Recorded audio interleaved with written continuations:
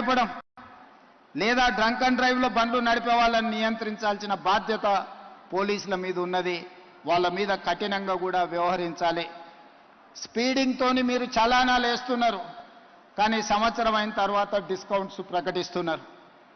దానివల్ల ఎలాగూ తగ్గిస్తారు కదా, మళ్ళీ చూద్దాంలే అన్న వ్యవస్థ ఈరోజు ఒక సమస్యగా మారింది. అందుకే పోలీస్ సిబ్బందికి శాఖకు నేను సూచన చేస్తున్నా, ఈ చలాన్స్ వెయ్యడం అనేది వెయ్యకుంటేనే నియంత్రించి వాళ్ళకు అవగాహన కల్పించాలి. తప్పని పరిస్థితిలో ఎవరి మీదైనా చలానా వేస్తే ఒక్క పైసా తగ్గించకండి.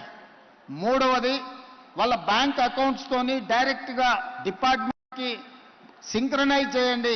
ఎప్పుడు చలానా పడితే ఆటోమేటిక్గా వాళ్ళ అకౌంట్లోకి వెళ్ళి డిడక్ట్ అయ్యి పోయే విధంగా ఈరోజు బండి రిజిస్ట్రేషన్కి వచ్చినప్పుడే ఆ బండి యజమాని యొక్క ఖాతాను మీరు తీసుకోండి, బ్యాంక్ అకౌంట్ను అటాచ్ చేయండి. ఏ బండి అయితే స్పీడింగ్ చేస్తుందో, ఏ బండి అయితే సిగ్నల్ జంప్ చేస్తుందో, ఏ బండికి అయితే చలానా పడుతుందో ఆటోమేటిక్గా ఆ యజమాని అకౌంట్లో నుంచి నగదులు బదిలీ అయ్యే విధంగా మీరు ఈరోజు టెక్నాలజీని వాడుకోండి.